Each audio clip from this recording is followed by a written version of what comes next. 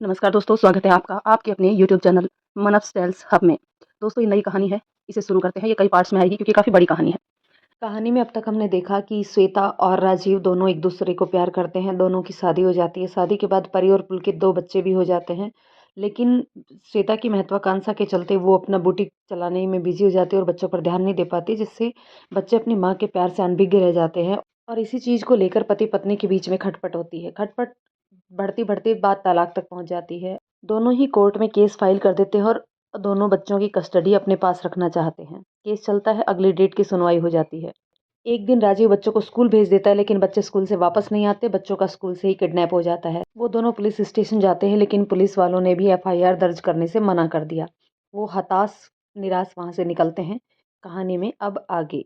श्वेता, तुम अपने mummy papa को फोन करो। मैं गांव फोन करता हूँ, लेकिन हम कहेंगे क्या? बाबूजी तो ऐसे ही मुझसे चिढ़े हुए हैं। हम दोनों की लड़ाई में हमारे बच्चे पिस गए। अफसोस करते हुए राजीव ने कहा। फिर श्वेता ने अपने मम्मी पापा को फ़ोन लगाया। वह फ़ोन पर रोते हुए सब बताने लगी। पापा की तो हालत ख़राब हो गई। मम्मी ने राजीव का दोष देना प्रारंभ कर दिया। शांत रहो, दोनों माँ बेटी एक जैसी हो। कब क्या कहाँ बोलना चाहिए पता ही नहीं है। बेटा श्वेता, हम आ रहे हैं, अभी निकल रहे हैं। राजीव, धीरज रखना बेटा, सब ठीक होगा। बच्चे हमें मिल जाएंगे, श्वेता के पापा ने कहा तो दोनों कुछ शांत हुई। फिर राजीव ने गांव में फ़ोन लगाया।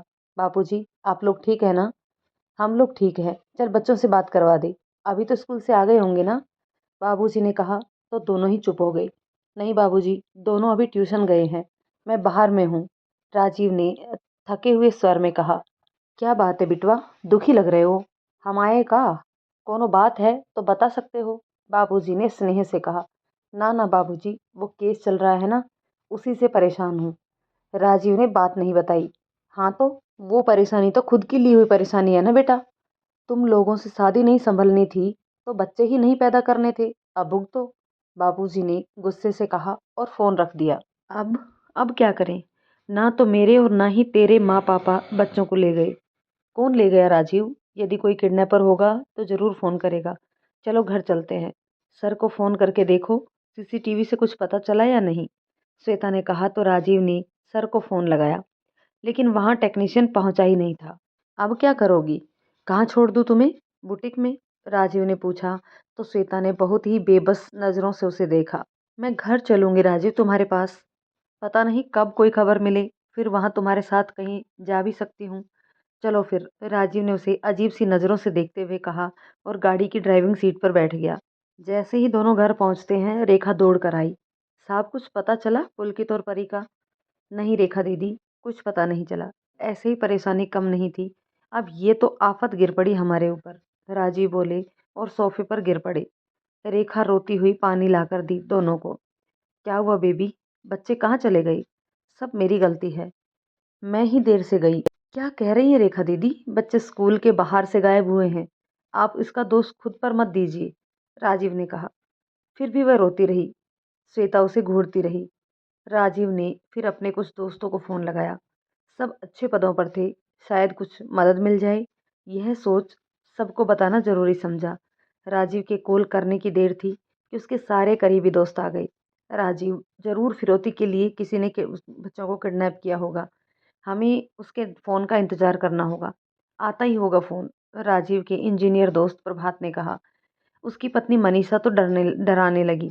हाँ, और श्वेता, पैसों का इंतजाम करके रखो, ज़्यादा देर होने पर वो मार भी देते हैं। अब मनीषा की बात सुनकर तो श्वेता की हवा निकल गई। वह तो जोरों से रोने लगी। राजीव, तुमने रखा था ना मेरे बच्चों को, अब मुझे ला कर दो। मैं उनके बिना नहीं रह सकती। कुछ करो ना प्लीज़। उसके विलाप से राजीव का सिर घूम गया। श्वेता, तुम शांत रहो। और मनीषा भाभी, आप इस तरह से डरा क्यों रही है? पैसों का जहाँ से इंतजाम हो हम कर लेंगे। हमें हमारे बच्चे सुरक्षित चाहिए। श्वेता, आज बच्चों की इतनी चिंता कर रही हो, कल कर लेती तो अच्छा होता ना। बच्चे कितना गुमसुम हो गए थे। तुम क्या जानो, परी को संभालना कितना मुश्किल हो रहा था। असल में मैं इसे पहचान ही नहीं पाया। इसे केवल खुद से और अपनी जिद से प्यार है, बाकी किसी का कोई महत्व नहीं। पहली बार राजीव भड़के श्वेता पर। सर्वेश, जो कि राजीव का दोस्त था और उसका भाई पुलिस विभाग में दूसरे शहर में था, उसने राजीव को शांत किया। राजीव, अभी इन्हीं बातों का समय नहीं है। अभी दोनों मिलकर बच्चे कैसे मिलेंगे इस पर ध्यान दो। और मनीषा भाभी, आप ऐसी बातें करके सबका साहस क्यों घटा रही हैं? समाज में बुरी से बुरी बातें भी होती हैं तो अच्छी बातें भी होती हैं, हम पॉजिटिव मानकर ही चलेंगे ना। सर्वेश ने कहा। तो सब शांत हुए। राजीव, एक बार प्रिंसिपल सर को फोन करके पूछो ना। टेक्नीशियन ने देखकर क्या कहा, गेट पर के सीसीटीवी फुटेज से कुछ पता चला क्या? कम से कम उस नकली गार्ड का तो पता चल जाए, श्वेता ने कहा। तो राजीव तुरंत सर को कॉल करने लगे। उन्होंने कहा कि उस नकली गार्ड को देखा गया है। सर कुछ कहना चाह रहे थे कि राजीव ने कहा, आता हूँ सर, और निकल गया। सर्वेश और प्रभात भी दौड़े पीछे से। श्वेता को तो मना कर दिया, फिर भी वह दूसरी गाड़ी में पीछे दौड़ी। वहां जाकर उन सबने फुटेज देखा। एक आदमी गार्ड की ड्रेस में बच्चों से कुछ कह रहा था। थोड़ी दूरी पर काली गाड़ी में बैठे एक आदमी की तरफ इशारा कर उसने कुछ कहा और बच्चे उधर ही चले गए। गाड़ी में बैठा आदमी अपना पूरा चेहरा ढके हुए था, लेकिन बच्चे ऐसे कैसे चले गए? इन्हें तो सिखाया हुआ है कि वो ऐसे किसी के साथ ना जाएं। श्वेता फिर से रो पड़ी। सर, ये कौन आदमी है जो गार्ड के ड्रेस में है? इसे ढूंढिए राजीव, यही बताएगा किसके पास मेरे बच्चे भेज दिए हैं। सर, ये आपका आदमी नहीं है तो यहाँ गेट पर क्या कर रहा है? इसका पता लगवाइए, पुलिस को इसका फोटो भेजिए। आप एक काम कीजिए, मुझे ये फुटेज दीजिए, मैं पुलिस के पास लेकर जाता हूँ, राजीव ने बेचैन होते हुए कहा। बच्चों के बारे में सोचकर उनका हृदय फट रहा था। सर्वेश, यार कुछ करना, भाई को बोल कुछ करेगा। मैं तो बर्बाद हो जाऊंगा, खत्म हो जाऊंगा। मेरे बच्चों को जरा सी भी तकलीफ हुई तो। राजीव चिंतित थे। सर्वेश ने उसका हाथ दबाया और आश्वस्त किया। राहुल आ रहा है, यहाँ की पुलिस से बात कर सब हैंडल कर लेगा। सर, आप ये फुटेज दे दीजिए हमें, सर्वेश ने कहा। और सर ने फुटेज उन्हें दिलवाया और वो लोग लौट आए। घर में सन्नाटा पसरा हुआ था। रेखा भी रो रो कर आंखें सुजा ली थी।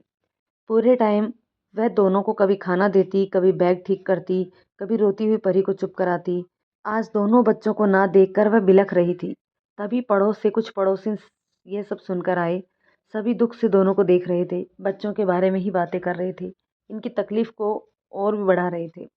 सर्वेश ने सबके लिए चाय और बिस्किट की व्यवस्था करवाई। श्वेता और राजीव ने कुछ नहीं लिया। रात में सर्वेश को छोड़कर सब चले गए। वह रात सभी की ऐसे ही आंखों में बीती। सुबह जैसे ही हुई, तीनों तैयार हुए और गाड़ी में पुलिस स्टेशन की ओर चले गए। उस समय उसका भाई भी पहुंच जाता है। थाने का सब इंस्पेक्टर मयंक घोषाल सर्वेश के भाई राहुल को देखते ही सैल्यूट मारता है और बहुत ही आदर से उन्हें बिठाता है। देखिए घोषाल जी, ये बच्चों के फ़ोटो हैं, ये सीसीटीवी फुटेज है। आप फॉर्मेलिटी छोड़िए और सीधे बच्चों की खोज में जुट जाइए। मैं तो यहाँ हूँ ही, कहिए तो पुलिस अध्यक्ष से बात करवा दूँ। राहुल ने रोबदार आवाज़ में कहा तो घोषाल जी नतमस्तक हो गई। नहीं सर, आप हैं तो, और किसी के फ़ोन की ज़रूरत नहीं है। मैं ऐसे भी आज से इस केस में लगने ही वाला था। अब गायब होने के 24 घंटे बाद ही तो पुलिस कार्रवाई में लगती है। हाँ, ये तो सही है। तो हर जगह बच्चों के फ़ोटो को सर्कुलेट करवाइए और हर जगह इस गार्ड के फ़ोटो को भी निकाल कर भेजिए। एक बार अच्छे से गाड़ी दिखी देखिए, यदि नंबर पता चलता है तो और भी अच्छी बात होगी, राहुल ने कहा। तो सबने सिर हिलाया और पूरा थाना इसमें लग गया। भैया, आप लोग घर जाइए, हम अब जो करना है वो कर देंगे, और अपना फ़ोन नंबर हमें दे जाइए।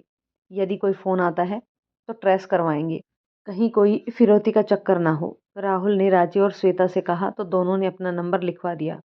राजीव, लैंडलाइन का नंबर भी लिखा दो, यदि उस पर फ़ोन आया तो, श्वेता ने कहा। तो राहुल ने उसे तारीफ की नज़रों से देखा। फिर वे नंबर भी लिखवा कर सब लौट गए। तभी श्वेता का फ़ोन आया। उसने देखा, बुटीक से फ़ोन था। हाँ बोलो सरला। दीदी, आज बुटीक आइएगा, कुछ कस्टमर आपको ही खोज रहे थे। क्या कह दूँ?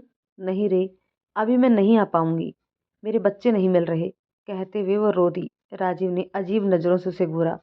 जाओ, चली जाओ, नहीं जाओगी तो नुकसान नहीं हो जाएगा? आखिर तुम्हारे करियर की बात है, राजीव ने कहा। राजीव, अभी तो ताने मत मारो। क्या मैं अकेली हूँ जो अपने करियर बनाना चाहती हूँ? इस युग में तो लगभग सभी स्त्रियां अपने पैरों पर खड़ी होना चाहती हैं। मैंने किया तो कौन सा बड़ा गुनाह कर दिया? तुमने कभी मुझे कॉपरेट नहीं करना चाहा, कहते हुए वह सुबकने लगी। राजीव, तुम लोग आपस में उलझो मत, दिमाग इधर न लगाकर बच्चों को ढूंढने की तरफ लगाओ। चलो घर चलकर थोड़ा रेस्ट कर लो, फिर अब आगे के बारे में सोचते हैं। सर्वेश के कहने पर दोनों शांत हुए। राजीव का मन भर आया। परी की याद आते ही उसका हृदय दो टूक हो जाता था। पुलकित भी तो छोटा ही था, कैसे दोनों होंगे, कहाँ होंगे? हे भगवान, ये क्या हो गया? सोचते हुए उसकी सिसकी निकल गई। राजीव, ऐसे अधैर्य मत बनो, बच्चे मिल जाएंगे, भगवान पर भरोसा रखो। सर्वेश ने उसकी पीठ सहलाई तो वह उसके गले से लग गया। सर्वेश, दोनों बहुत मासूम हैं। दोनों कैसे रह रहे होंगे, कैसे रखा होगा उन दोनों को, क्या खाए होंगे, कैसे सहन करूं मैं। परसों ही तो दोनों को पार्क में ले गया था। श्वेता को परी खोज रही थी और बहुत रो रही थी। पार्क में दोनों खेले, आइसक्रीम खाए, तब जाकर आए। मैं रात में दोनों को लेकर सुलाने गया। मुझे तो नींद ही नहीं आती थी। कई रातों से जागा हूं मैं। दोनों का चेहरा सामने घूमता है। लगता है अभी परी आकर गले से लटक जाएगी और पुलकित मुस्कुराएगा। राजीव से अब बर्दाश्त नहीं हुआ। वहीं सोफे पर बैठे वह खूब रोने लगा। उधर श्वेता की सिसकी फूट रही थी। रेखा अलग रोए जा रही थी। सर्वेश तो यह सब देखकर परेशान हो गया। राजीव, ये बहुत कठिन घड़ी है हम सबके लिए। तुम्हारे बच्चे हैं, तुम्हारा दर्द समझ सकता हूँ, लेकिन इस समय तुम्हें मजबूत होकर सब संभालना होगा। भाभी को भी संभालना होगा। वो अलग से रो रो कर हल्का हुई जा रही हैं। प्लीज, तुम दोनों एक दूसरे की ताकत बनकर एक साथ खड़े हो, तभी कुछ होगा। सर्वेश ने जब समझाया तो राजीव कुछ शांत हुए। और भाभी, आप ऐसा क्यों कर रही हैं? अभी राजीव को मजबूत करने में संबल दीजिए, उसका मनोबल बढ़ाइए। रोइए मत। रोने से समस्या का हल नहीं निकलता है। जाइए, इसके बाद से मैं दोनों को एक साथ देखना चाहता हूँ। सर्वेश ने कहा तो श्वेता ने सिर हिलाया। फिर राजीव की ओर देखा। 2 दिनों में ही राजीव कितने थके हुए और बीमार नजर आ रहे थे। कहाँ राजीव की पर्सनालिटी पर ही वह मर मिटी थी। आज कहाँ वो अपने रंग रूप ही खोते जा रहे थे। वह आगे बढ़ी और उसके हाथ को कोमलता से छुआ। Rajiv, I am sorry. Rajiv ने उसकी ओर देखा। तभी काल बेल बजी। सबने एक दूसरे की ओर देखा। श्वेता दौड़ती हुई दरवाजे पर गई और सांकल खोल दी। उसे लगा कोई खबर हो, लेकिन सामने तो उसके मम्मी पापा थे। मम्मी, क्या हो गया पापा? मेरी पुलकित और परी कहाँ चले गई? कौन ले गया? मैं अब कैसे जीऊंगी पापा? श्वेता वही विलाप करने लगी। पापा ने उसे सीने से लगा लिया। सर्वेश जाके सबको अंदर ले आया। राजीव वही चुपचाप पड़ा हुआ था। लग रहा था सारी शक्ति ही निचुड़ गई हो। श्वेता की मम्मी राजीव को आग्नेय नेत्रों से देखते हुए आकर सोफे के कोने पर बैठ गई। श्वेता पापा के गले लगी हुई थी। इतने दावे के साथ तुम बच्चों को अपने साथ रख रखे हुए थे राजीव, तो आज बच्चे कहाँ हैं? वो यहाँ भी सुरक्षित क्यों नहीं रहे? मेरी बेटी से उसके बच्चों को छीनने का परिणाम देखो कितना बुरा हुआ है। श्वेता की मम्मी ने राजीव को आरोपित करते हुए कहा तो सब चौंक गए। श्वेता तो विलाप ही किए जा रही थी। चुप रहो, बच्चे दोनों के थे।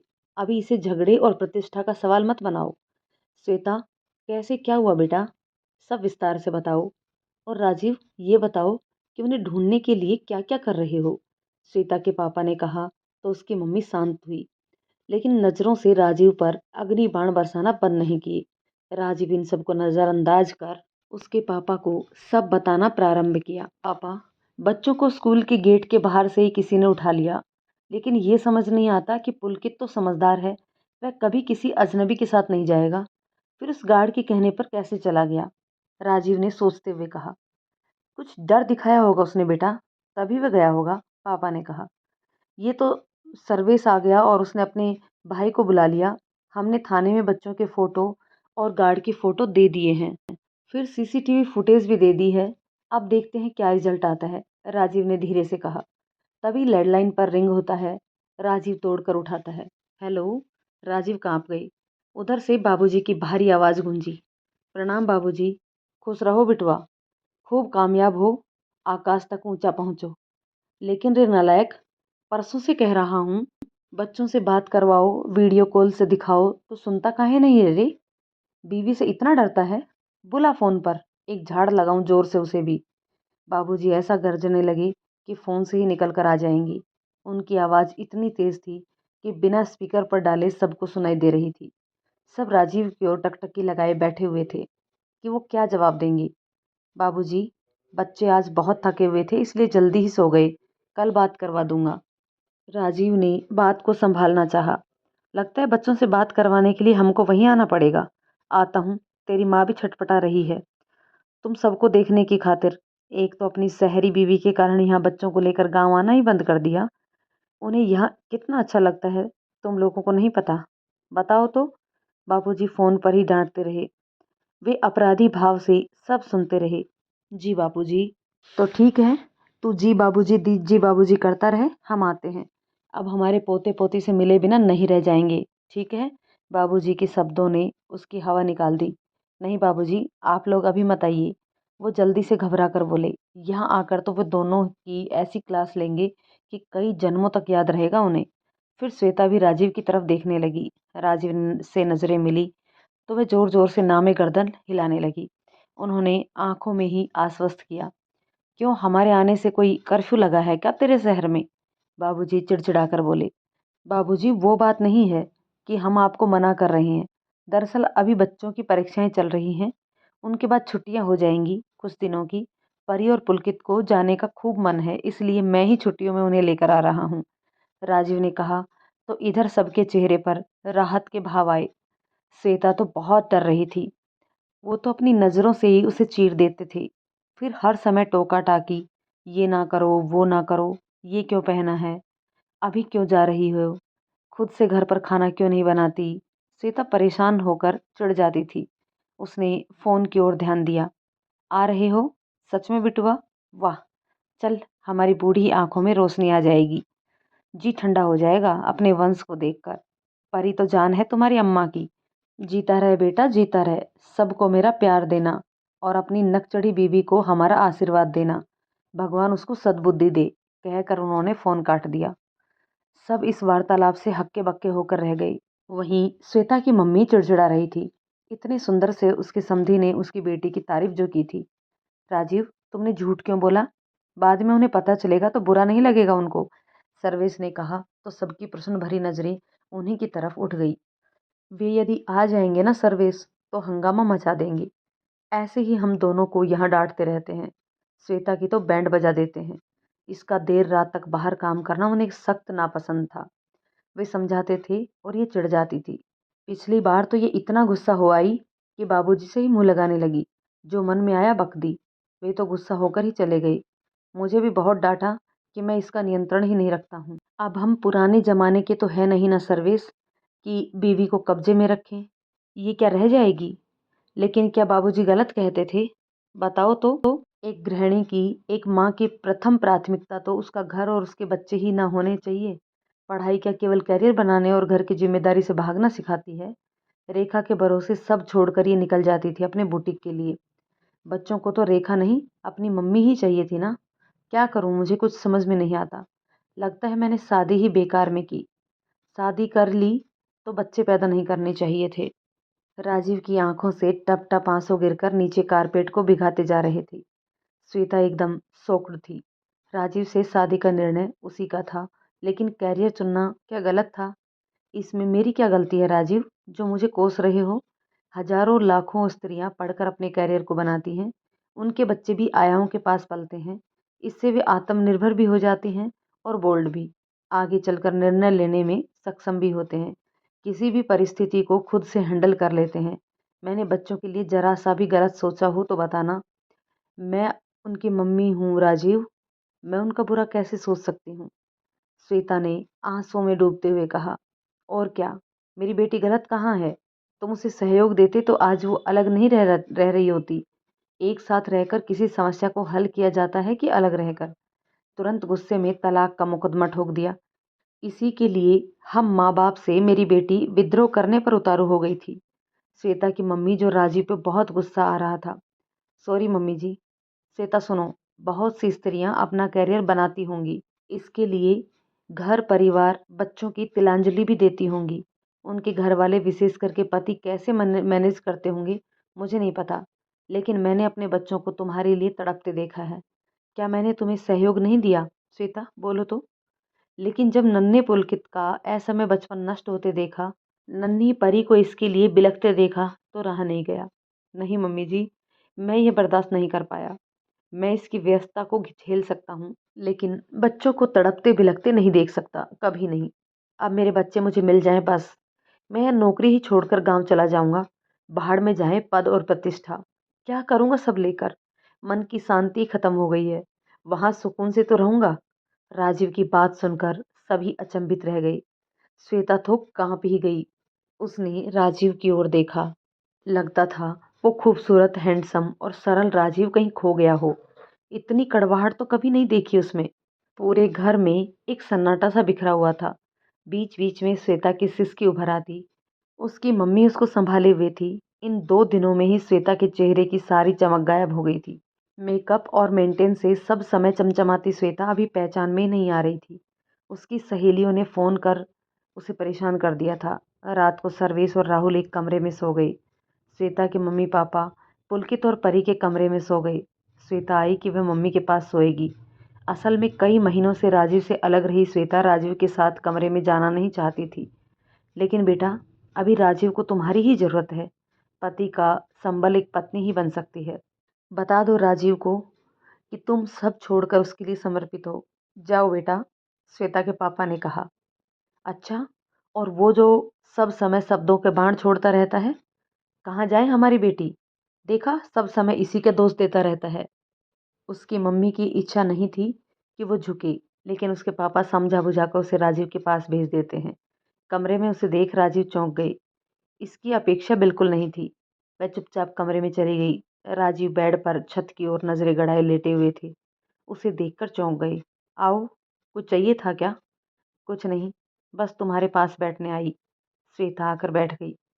सारी गलती मेरी ही है राजीव। उसने अपनी निगाहें उस पर टिका दी। राजीव ने एक बार उसे देखा, फिर नजरें फेर ली। राजीव प्लीज बात करो ना। क्या मुझसे कभी प्यार नहीं रहा तुम्हें? श्वेता उसके करीब जाकर बैठ गई। इन सब बातों का अब क्या फायदा श्वेता? बहुत कुछ गुजर गया। मेरे मन के सुख शांति चली गई। घर का सुकून नष्ट हो गया। बच्चों का बचपन बर्बाद होने लगा। अब यह सब डिस्कस करके क्या होगा? तुम अपने बुटीक में जाओ, अपना कैरियर संभालो। मैं अपने बच्चों के साथ रहूँगा। बस ये लोग मिल जाएं। मुझे कोई स्टैंडर्ड मेंटेन नहीं करना है और ना ही किसी को दिखाना है। अपने माँ बाबूजी जैसी सीधी सादी ज़िंदगी बितानी है। हमारे रास्ते अलग हो चुके हैं श्वेता। तुम इस जीवन के लिए फिट नहीं हो। हो सके तो कोई दूसरा जीवन साथी ढूंढ लेना और जीवन में आगे बढ़ जाना। राजीव ने निष्ठुरता से कहा तो श्वेता सन्न रह गई। निःशब्द उसकी आंखों से आंसुओं की धार बह चली। एक शब्द भी उसके मुंह से नहीं निकल पाया। चुपचाप राजीव की ओर शिकायत की नजरों से देखा और बाहर आकर हॉल में बैठ गई। दोनों ही तड़प रहे थे। अंदर कमरे में राजीव दुखी थे तो बाहर हॉल में श्वेता विहल्ल हो रही थी। वह रात भर ऐसे ही हॉल में सोफे पर बैठी रही। उधर राजीव बेड पर करवटें बदलते रह गए। बच्चों की याद आते ही छटपटा उठती थी। लगता था कि अभी दोनों पुकारेंगे। एक बार लगा बाबूजी को सब बता दे। आखिर थे तो जन्मदाता ही ना उनके। डांटेंगे डपटेंगे लेकिन सीने से तो वही लगाएंगे। आज उनकी बहुत याद आ रही थी। तकिए में मुंह घुसा सिसक उठे। किस पाप की सजा उन्हें दी जा रही है? यदि बच्चों को कुछ हो गया तो वो भी खत्म हो जाएंगे, इस दुनिया में ही नहीं रहेंगे। आज उन्हें बहुत अफसोस हो रहा था श्वेता से शादी के निर्णय पर। क्यों वो उसकी बातों में आ गई? बापूजी की पसंद से ही करते तो ये दिन नहीं देखना पड़ता। माँ बाप हैं, सब जान जाते हैं। बाबूजी को शुरू से ही श्वेता पसंद नहीं थी, लेकिन माँ के समझाने पर वो भी तैयार हुए थे। उन्होंने एक बार फ़ोन लगाया और फिर काट काट दिया। अभी सो गए होंगे, बेकार परेशान करना उन्हें। सुबह हुई तो वे उठकर हॉल में आए। सामने श्वेता सोफे पर निढाल पड़ी हुई थी। आंखें बंद थी। गालों पर आंसुओं की धार के निशान थे। दिल तड़प उठा। कभी उसके साथ कितना खुशनुमा वक्त बिताया था। जीवन भर सारी खुशियां देने का वादा किया था। आज कैसे ये सब हो गया? वह जाकर उसके पास बैठ गया। उठाया नहीं। पता नहीं कब सो पाई हो। वहां से वह लॉन में चला आया। पापा, मैं भी पानी डालूं? ये मेरा पौधा है, मैं इसमें पानी डालूंगी। ये भैया का पौधा है, भैया तुम इसमें डालो। है ना पापा? लगा जैसे परी बोल रही हो। हाँ छुटकी, जैसा तुम कहो, कहकर पुलकित मुस्कुराते हुए उसके साथ लग गया। राजीव, अभी पुलिस स्टेशन चलना है, राहुल बुला रहा है। सर्वेश ने अचानक आकर कहा तो वह चौंक गया। राहुल तो यहीं सोया था, फिर कब चला गया? मैं भी चलूंगी। सामने श्वेता थी। अस्त व्यस्त सी हालत, सूखा मुंह, उलझे बाल। उसे करुणा हो आई। तुम थोड़ा आराम कर लो श्वेता, बहुत परेशान लग रही हो। राजीव ने कोमलता से कहा। मेरे बच्चे किडनैप है राजीव, परेशान तो रहूंगी ही। चलिए सर्वेश, श्वेता ने कहा तो दोनों ने सिर हिलाया। तभी लैंडलाइन पर रिंग हुई। राजीव ने दौड़कर रिसीवर उठाया। हेलो, मैं राजीव बोल रहा हूँ। हाँ तो राजीव के घर से राजीव ही बोलोगे ना? सुनो, बच्चे यदि चाहिए तो 1 करोड़ लेकर आ जाना और पुलिस को मत बताना। पता है कि पुलिस के पास गए थे, अब मत बताना और जगह बताऊंगा, पैसे लेकर आ जाना, कहकर फ़ोन काट दिया। हाँ, हेलो हेलो, मैं ले आऊँगा, हेलो हेलो। यार फ़ोन क्यों काट दिया, कहकर राजीव ने गुस्से से रिसीवर ही पटक दिया। फिर मुड़ा तो श्वेता खड़ी थी। किडनैपर का फ़ोन था ना, कितने पैसे मांगे हैं? 1 करोड़। क्या? इतने पैसे कहाँ से लाएंगे? आंखें विस्तारित हो गई और उसका मुंह उतर गया। जहां से लाऊं, चाहे घर बेचना पड़े या खुद को बेचना पड़े, भीख मांगना पड़े, लेकिन उनके मुंह पर पैसे फेंक कर बच्चों को छुड़ाऊंगा मैं, कहते हुए कांपने लगे वे। श्वेता रोने लगी। फिर उसने अपने आंसू पोंछे और गाड़ी निकालकर बाहर चली गई। राजीव उसे देखते रहे। 6 महीने से वह अलग रह रही थी। उस दिन बहुत गुस्से में गई थी वह। राजीव ने इतना ही कहा था कि वह पहले बच्चों को बड़ा कर ले, फिर अपने बुटीक में पूरा समय दे। उस समय उसे कई बड़े बड़े ऑर्डर मिले हुए थे। वह छोड़ना नहीं चाहती थी। कहती थी कि यह सब बच्चों के भविष्य की सुरक्षा के लिए ही कर रही है। पहले उनके वर्तमान की तो चिंता कर ले, भविष्य के लिए तो मैं हूं ही, उन्होंने बहुत ही कड़वाहट से कहा था। लेकिन पता नहीं वह उस समय किन किन उड़ानों में उड़ती जा रही थी कि राजीव की बात समझ में ही नहीं आती थी। उसके बाद से ही वह अत्यंत व्यस्त रहने लगी। सब रेखा पर छोड़ दिया। परी बिलखती रहती और वह उसे महंगे खिलौने चॉकलेट से बहलाने की कोशिश करती। एक दिन परी को बहुत ज्वर हो आया था और उसे दवा खिलाकर वह बुटीक में चली गई। शाम तक राजीव आए तो रेखा परेशान हो उन्हें ही फोन लगा रही थी। परी आंखें नहीं खोल रही है। श्वेता बेबी का फोन नहीं लग रहा है और ना ही आपका। वह घबरा कर परी के पास गया। वह बेसुध सी मम्मी मम्मी पुकार रही थी। पुलकित उसका हाथ पकड़े रो रहा था। तुरंत उन्होंने गाड़ी निकाली और अस्पताल ले गए। वहां उसे एडमिट कर दिया गया और कई दिनों तक चिकित्सा चलती रही। अपनी फूल सी मासूम बच्ची को इस तरह देख पहली बार उसे तीव्र क्रोध आया था। श्वेता उस दिन देर रात को घर आई थी और थक कर सो गई थी। उस समय अस्पताल में आ भी नहीं सकती थी। राजीव से पूछकर वह निश्चिंत हो गई थी। राजीव ने 15 दिन की छुट्टी ले ली और परी की तीमारदारी में लग गया। 1 हफ्ते बाद ही वह ठीक हो गई, लेकिन कमजोरी थी। मम्मी को देखती तो पुलक जाती थी, जाकर गोद में बैठ जाती, लेकिन श्वेता को बेटी से लाड़ लड़ाने की भी फुर्सत नहीं थी। उसके बाद ही दोनों के बीच खाई बढ़ने लगी थी। एक दो बार राजीव ने उसे समझाने की कोशिश की, लेकिन वह अपने काम में लगी रही। फिर एक दिन दोनों के बीच खूब झगड़ा हुआ। सर्वेश आकर उसे इस हालात में देखकर चौंक गया। वह वॉशरूम चला गया। भाभी कहाँ गई राजीव? और अभी किसका फोन आया था? चाचा जी ने किया था? नहीं, किडनैपर्स का था। 1 करोड़ मांगे हैं, राजीव ने निष्प्रह होकर कहा। क्या? 1 करोड़? ऐसे कैसे? 1 करोड़ यही है? खेल है कोई? रुको, मैं अभी राहुल को फोन करता हूँ, सर्वेश ने कहा। कोई फायदा नहीं है, ये नंबर पुलिस स्टेशन में दिया हुआ है, ट्रेस हो रहा होगा। सर्विस, मुझे लगता है ना कि किडनैपर कोई अनाड़ी है, ऐसे कोई फोन करता है, राजीव ने सोचते हुए कहा। लेकिन मंशा तो उसकी पैसे लेने की है ना राजीव, अनाड़ी है तो क्या, हम उसे नजरअंदाज नहीं कर सकते। सर्वेश फोन निकालते निकालते रुक गया। वह कुछ सोचने लगा। उसने राजीव को देखा। बहुत बुरा लगा उसके लिए। सबसे जहीन, सरल और तेज लड़का आज किस कष्ट में था। फिर उसने राहुल को फोन किया। राहुल से बात होने लगी। श्वेता की मम्मी पापा भी हॉल में आकर सब सुन रहे थे। रेखा ने सबके लिए चाय नाश्ता लगा दिया था। इच्छा तो किसी की भी नहीं थी, लेकिन श्वेता के पापा शुगर पेशेंट थे और मम्मी को हाइपर एसिडिटी थी। दोनों ही खाली पेट नहीं रह सकते थे। राजीव ने दोनों को आग्रह किया और फिर खिलाया, लेकिन खुद कुछ नहीं खा पाया। बस एक लेमन टी और एक बिस्किट ले नाश्ते की फॉर्मेलिटी पूरी की। जब भी पुलकित परी के चेहरे आंखों के सामने तैरते, मुंह की ओर आ जाता, हाथ वहीं रुक जाता। अब फिर से किडनैपर के फोन का इंतजार हो रहा था। राहुल का फोन आया। किडनैपर्स ने बूथ से फोन किया था, लेकिन ये तो दिल्ली बूथ की लोकेशन बता रहा है। वहां इतनी जल्दी वो लोग बच्चे को लेकर कैसे पहुंच गए? ताजुब हो रहा है हम सबको। राहुल की इस बात ने सबको चिंतित और उत्सुक बना दिया। ठीक है सर्वेश, मैं जा रहा हूँ पैसों का इंतजाम करने। यदि जरूरत हुआ तो घर बाबूजी को फोन करूंगा, अपने हिस्से की जमीन बेच दूंगा। आता हूँ, कहकर राजीव निकलने लगी। तभी श्वेता गाड़ी लेकर हड़बड़ाती हुई घुसी। उसने राजीव को आश्चर्य से देखा। कहाँ जा रहे हो राजीव? मैं भी चलूंगी। किडनैपर्स का फोन आया क्या? एक साथ उसने कई सारे सवाल कर लिए। मैं पैसों का इंतजाम करने जा रहा हूँ, तुम यहीं रुको। आ गई बुटीक से? फिर फिर कब जा रही हो? राजीव के प्रश्न से वह आहत हो आई। राजीव, ऐसे समय में तो ताने मत मारो। मैं बुटीक गई थी, लेकिन पैसों का इंतजाम करने के लिए गई थी। ये लो, कहकर उसने बैग से सारे पैसों के साथ 20 लाख की ज्वेलरी, बुटीक के कागजात सामने रख दिए। पैसे भी 50 लाख के लगभग थे। सबकी आंखें फैल गई। बुटीक से ही तो 50 लाख निकाले जाएंगे। राजीव ने सब हिराकत से देखा। ठीक है, रखो। बुटीक और ज्वेलरी बेचने की जरूरत नहीं है। मैं अपने बच्चों के लिए काफ़ी हूँ। जा रहा हूँ बैंक, अकाउंट में मेरे भी 20-50 लाख लगभग होंगे, और का इंतजाम भी कर लूँगा, राजीव ने कहा और गाड़ी की चाबी लेकर निकल गया। पीछे से राजीव राजीव सुनो कहती रह गई। श्वेता सूनी नज़रों से दरवाजे की तरफ देखने लगी। उसके बाद उसने टेबल पर रखा सारा सामान, ज्वेलरी, सब गुस्से और त्रास से बिखेर दिए। भाभी, आप दोनों ऐसा करेंगे तो कैसे होगा? अपने आप को संभालिए, शैलेश ने कहा। कैसे संभालूं खुद को? हाँ, हो गई गलती मुझसे। मुझे नहीं बुटीक में इतना समय देना चाहिए था, लेकिन क्या करूं अब? मेरे भी बच्चे थे ना। मैं माँ हूं उनकी, पल पल तड़पी हूं उनके लिए। जब से यहाँ से राजीव ने निकाल दिया, मैंने बहुत बड़ा पाप कर दिया, गुनाह हो गया मुझसे। हे भगवान, अब तो बता दे मुझे, मेरे बच्चों को वापस कर दे।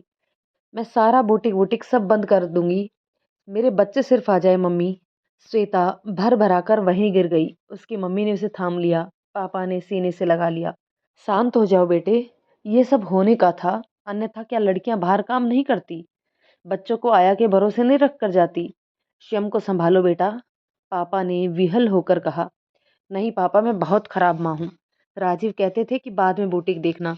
उन्हें तो अपने कार्य क्षेत्र के कारण समय नहीं था। कब रेड मारने कहाँ जाना पड़े, कितनी रात को लौटे, कुछ ठीक नहीं था। लेकिन मैं बेवकूफ़ थी। मेरी परी बहुत ही भावुक है मम्मी, बहुत ही नादान मासूम है। मुझे उन्हें समय देना चाहिए था। मुझे माफ़ कर दो राजीव, मेरे बच्चों को कहीं से ला दो। कहते हुए वह बेसुध होने लगी।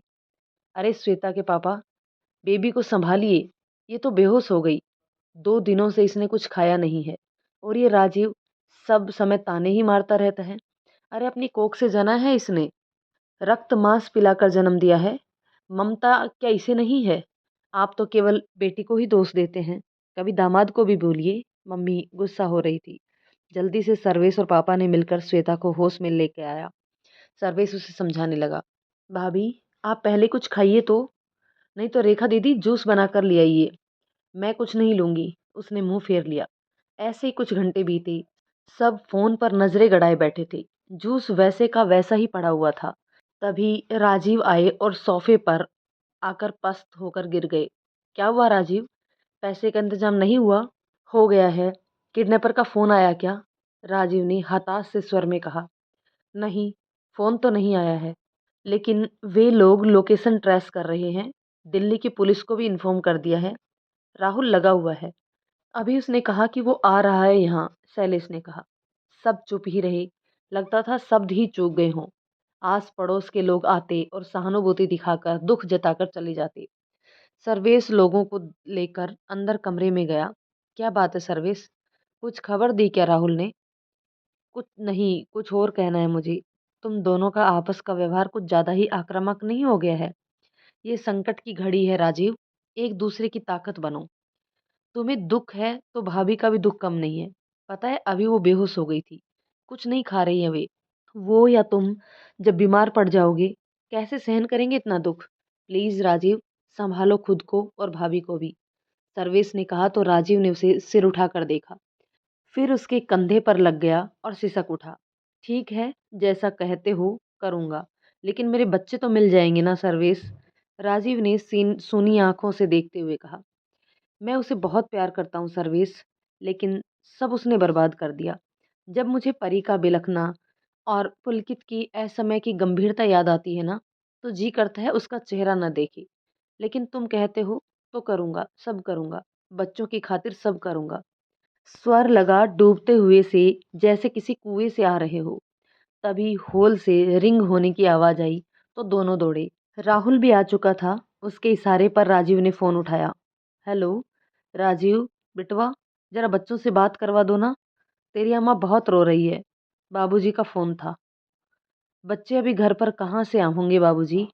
वो स्कूल में है ना? राजीव ने कहा। तू घर में ही है ना बिटवा? शहर से बाहर तो नहीं गया है ना? या तेरी शहरी बहुरिया बच्चों को ले गई? तेरे पास नहीं है वो? आज तो एतवार है ना, छुट्टी का दिन। बाबूजी ने कहा तो उसने सिर पर अपना हाथ मारा। हे भगवान, आज तो रविवार है। इन उथल-पुथल में तो वह सब भूल ही गया। जी बाबूजी, सही में मैं घर पर नहीं हूँ। जाऊँगा तो बात करवा दूँगा, राजीव ने कहा और फ़ोन रख दिया। राजीव, बाबूजी को सब बता दो। उन्हें पता होना चाहिए ना, सर्वेश ने कहा। लेकिन राजीव मौन ही रहा। तभी रेखा आई। उसका फ़ोन बज रहा था। साहब ये कौन है जो आपसे बात करना चाह रहे हैं? अभी आया था तो मैंने काट दिया कि आपके नंबर पर फ़ोन करे, लेकिन उसने फिर से मेरे मोबाइल पर ही फ़ोन कर दिया। रेखा असमंजस सी अपना फ़ोन राजीव को दे दी। उसने उलझते हुए उठाया। हेलो, मैं राजीव कुमार शर्मा। आपको कौन चाहिए? मुझे तुम ही चाहिए दोस्त। पैसों का इंतज़ाम हो गया ना? अब थोड़ी देर में जब मैं बताऊँगा, लेकिन पुलिस को खबर मत करना, वरना बच्चों की खैर नहीं। उधर से जब आवाज़ आई, तब सब चकित रह गए। रेखा के मोबाइल पर कॉल आएगी, ये तो उन्होंने सोचा ही नहीं था। ठीक है, पुलिस को फ़ोन नहीं करूँगा। कहाँ आना है बता दो, पैसे तैयार है, राजीव ने व्यग्रता से कहा। इतनी हड़बड़ाहट क्यों दोस्त? आराम से बात करते हैं। उधर से आवाज़ आई। जो भी था बहुत ही मधुर आवाज़ में आराम से बोल रहा था। सुनो भाई, जब दोस्त बोल रहे हो, तो मुझे एक बार बच्चों से बात करवा दो या वीडियो कॉल पर दिखा दो। मेरी आत्मा ठंडी हो जाएगी। बहुत बेचैन हूँ मैं, राजीव ने गिड़गिड़ाते हुए कहा। श्वेता भी आ गई। अरे अरे रुको दोस्त, मुझे पता है तुम सब बहुत परेशान हो। आखिर बच्चों का सवाल है, लेकिन अभी बच्चों से बात नहीं करवा सकता। जिस दिन बुलाऊंगा पैसों के साथ, उसी दिन बात कर लेना। पुलिस बिल्कुल नहीं, समझे? तुम्हारे बच्चे बहुत प्यारे और सुंदर है, ध्यान रखना। कहकर उसने फोन काट दिया। रुको, सुनो, एक बार बात करवा दो, उन्हें दिखा दो। लेकिन राजीव किसे सुना रहा था? फोन तो कब का कट चुका था। राजीव कौन था? क्या कहा उसने बताओ? चुप क्यों हो? श्वेता व्यग्र होकर बोली। राजीव की बात को सब सुन ही रहे थे। स्पीकर पर फोन था, फिर भी लग रहा था कि कुछ कहा हो। किडनैपर पर ज्यादा तेज है, उन्होंने रेखा दीदी के फोन का इस्तेमाल किया है। लेकिन इसका नंबर किसने दिया? बच्चों से ही पूछा होगा और क्या। राजीव, अब उनके फोन का फिर से इंतजार करना होगा। पैसों का बैग तैयार रखो, लेकिन ऊपर पैसा रखना और अंदर से पेपर बिछा देंगे, राहुल ने कहा। रेखा का भी नंबर दे दो, लोकेशन का पता चल जाएगा, सर्वेश ने कहा। राजीव सोचने लगा, उन्हें पता चलने पर वे बच्चों को नुकसान तो नहीं पहुंचाएंगी? राजीव ने पूछा। वे बहुत डरे हुए थे। पता नहीं ये आफत कहाँ से कैसे आ गई। किसी को दोष भी नहीं दिया जा सकता था। स्कूल के बाहर से ही किडनैप किया गया था। लेकिन सर्वेश जी, पुलिस को कहिएगा सावधान रहे, बच्चों पर आंच ना आए थोड़ा भी, श्वेता ने कहा। फिर रेखा का नंबर ट्रैकिंग के लिए भेज दिया गया। 1 घंटे बाद ही राहुल का फोन आया तो वह चकित हो गया। क्या हुआ राहुल, कुछ पता चला क्या? सर्वेश जी ने पूछा। हाँ भैया, आश्चर्य की बात है कि ये नंबर यही इसी शहर की ही लोकेशन दिखा रहा है। मतलब किडनैपर यहीं के लोकल के हैं, लेकिन उस दिन जिस नंबर से कॉल आई थी वह दिल्ली की लोकेशन दिखा रही थी। ऐसा कैसे? लगता है इनका नेटवर्क दूर दूर तक है, राहुल ने कहा। तो सब चकित हो गए। यदि यहीं से फोन आया है तो पता लगाना तो आसान है ना राहुल? कुछ कर मेरे भाई, अब बर्दाश्त नहीं हो रहा है। राजीव की आंखें भीग गई। उधर श्वेता अलग धैर्य खो रही थी। दोनों का खाना पीना मुहाल था। जबरदस्ती कुछ मुंह में डाल दिया तो डाल दिया, वरना दोनों के दोनों कुछ खाना ही नहीं चाहते थे। तभी श्वेता की मम्मी चिल्लाई, राजीव देखो, श्वेता का क्या हो गया है। राजीव दौड़े, साथ ही सब भी दौड़े। श्वेता बेहोश हो गई थी।